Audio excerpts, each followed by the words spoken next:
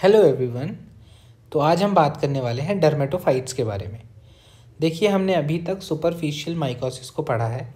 तो superficial mycosis में जो फर्स्ट टॉपिक था हमारा वो था टीनिया वर्सिकलर, फिर हमने पढ़ा टीनिया नाइगर, फिर हमने देखा पिएड्रा के बारे में, और आज हम पढ़ने वाले डर्मेटोफाइट्स।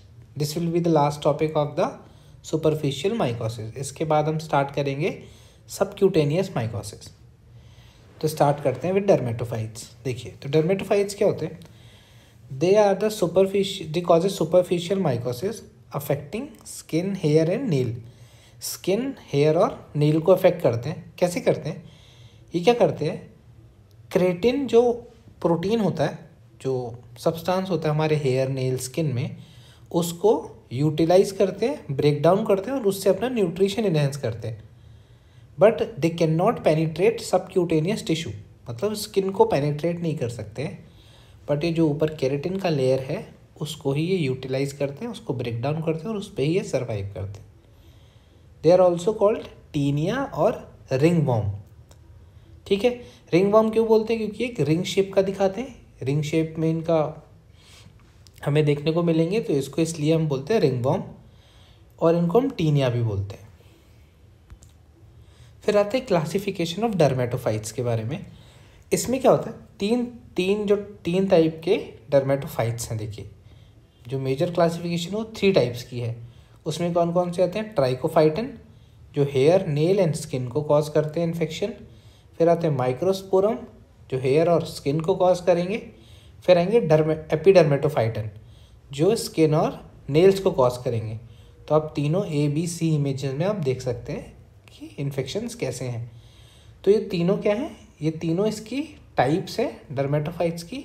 अब इनकी भी इसमें स्पीशीज़ आती हैं कि ट्राइकोफाइटन कौन सा है, ट्राइकोफाइटन के भी आगे नाम हैं फिर। तो ये 3 मेजर हैं और ये इस जगह ही इन्फेक्शन करती है, जैसे हेयर, नेल, स्किन में, फिर हेयर एंड स्किन में, and then skin and nails में। फिर आते हैं ट्रांसमिशन कैसे होता है। देखिए, they are highly contagious and transmitted through fomites. Fomites क्या होते हैं? क्लोथ्स और एक्सेसरीज विच कंटेन्स और कंटेमिनेटेड विद द फंगस।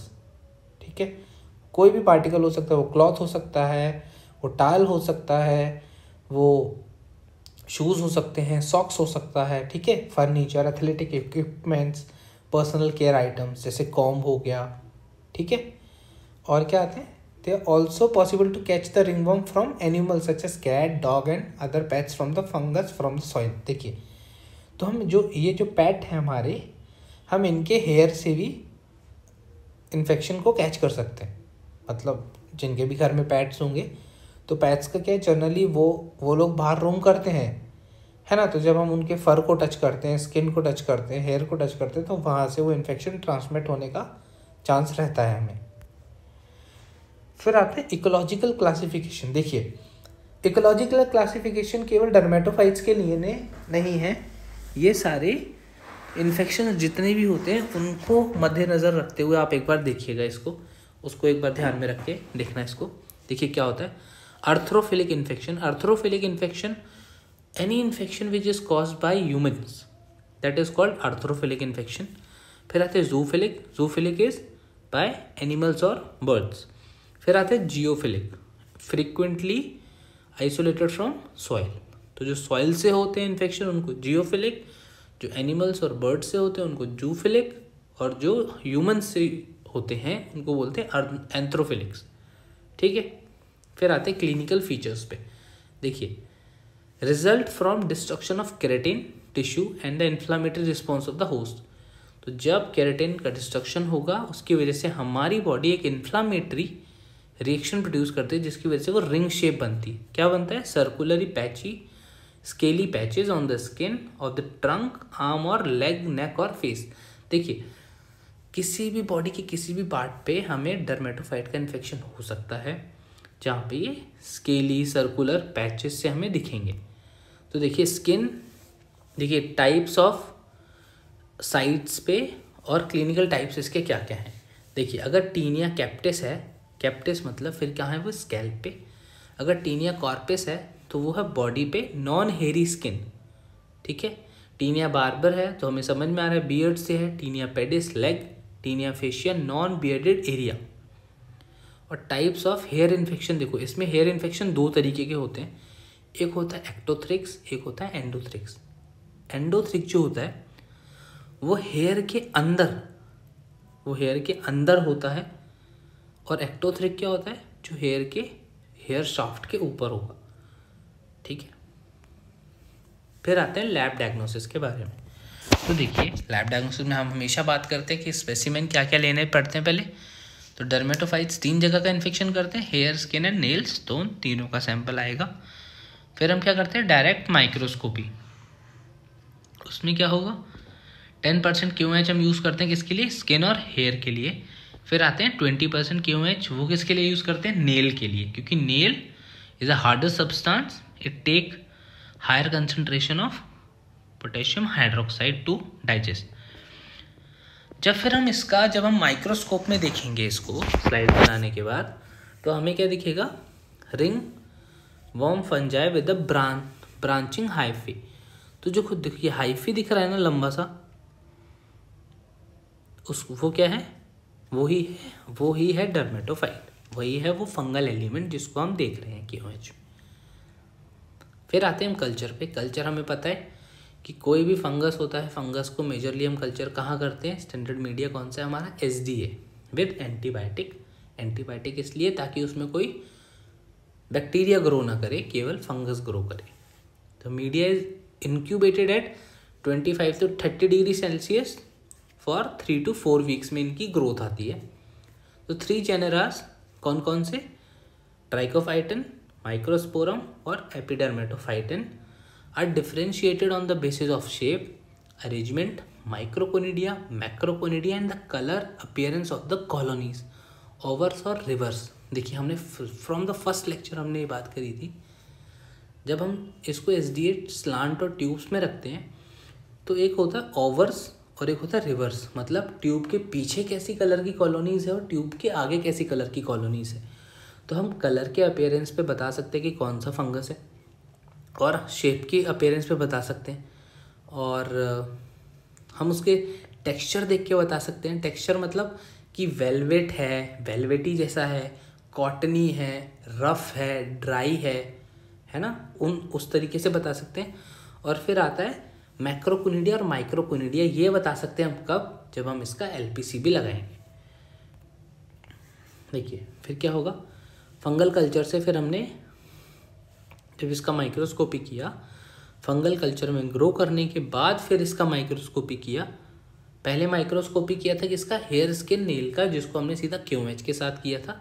फिर उन सैंपल्स को हमने SDA में डाला, SDA में फिर जो ग्रोथ आई, जो कॉलोनीज SDA में आई, फिर हमने उससे फिर माइक्रोस्कोपी किया।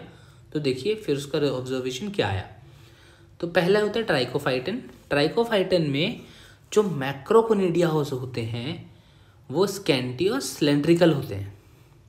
ठीक है, ट्राइकोफाइटन में आप देखेंगे जो फर्स्ट वाला है पेंसिल शेप में, वो कैसे, सिलेंड्रिकल शेप। ठीक है, तो बट माइक्रोकोनिडिया में कैसे हैं, अबंडेंट है, बहुत सारे हैं देखिए, और फिर इन क्लस्टर हैं, गुच्छे में एक साथ। माइक्रोस्पोरम में क्या है, मैक्रोकोनिडिया है लार्ज फ्यूसिफॉर्म, मतलब स्पिंडल शेप थोड़े से। फिर क्या है, माइक्रोकोनिडियन में दिख रहे हैं, नहीं है।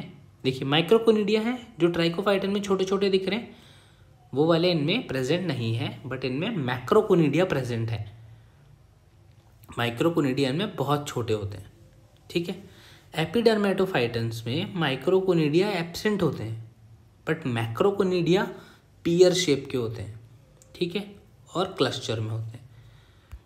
फिर आते हैं माइक्रोकोनिडिया और माइक्रोकोनिडिया के बारे में। देखिए स्ट्रक्चर से समझ लीजिए कि कैसे दिखते हैं, फिर आप भले उसको थोड़ा बैक जाके वीडियो में आप देख लेना।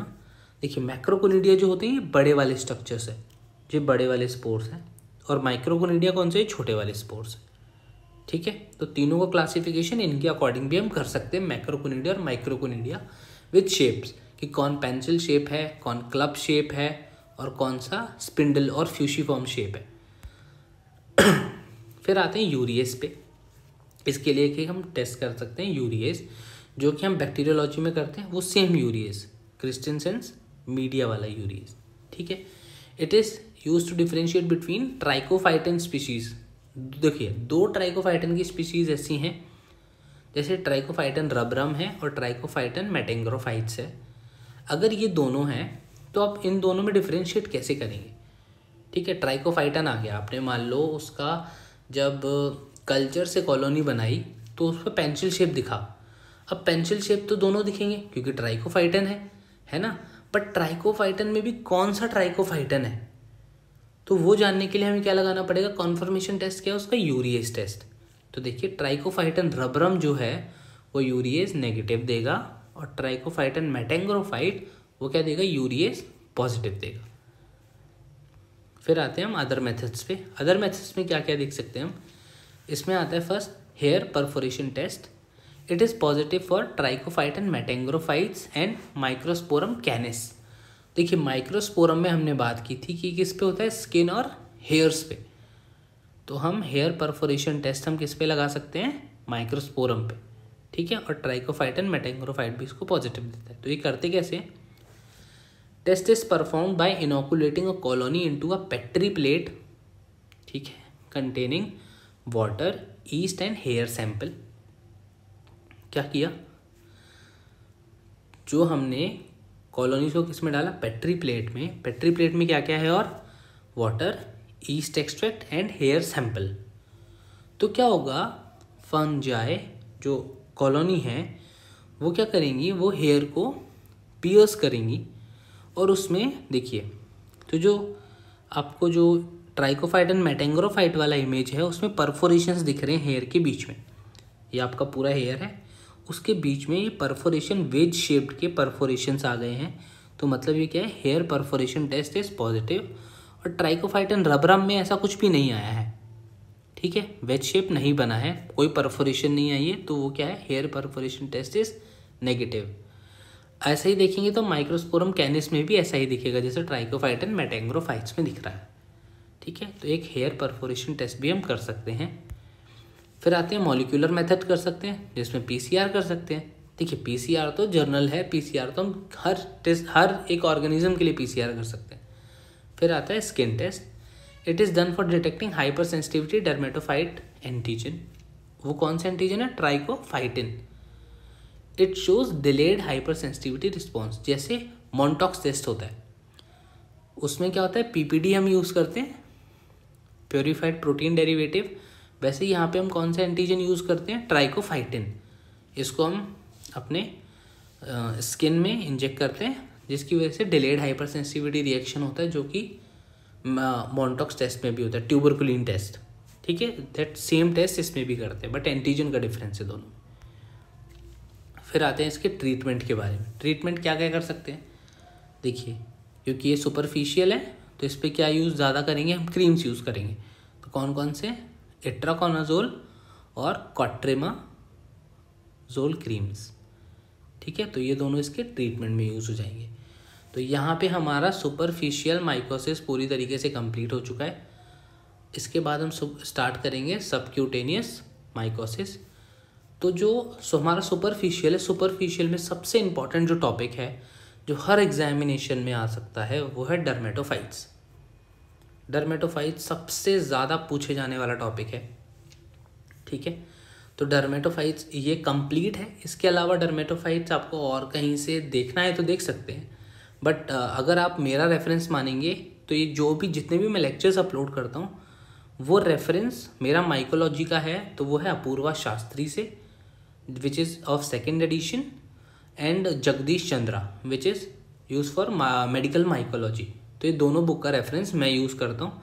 तो I think they are enough for these lectures, और फॉर जो भी आप चाहते हैं उस कंटेंट के लिए ये दोनों बुक्स इनफ हैं। और इन्हीं दोनों को मैं रेफ़र करके ये सारे नोट्स और पीपीटीज प्रिपेयर करता हूँ।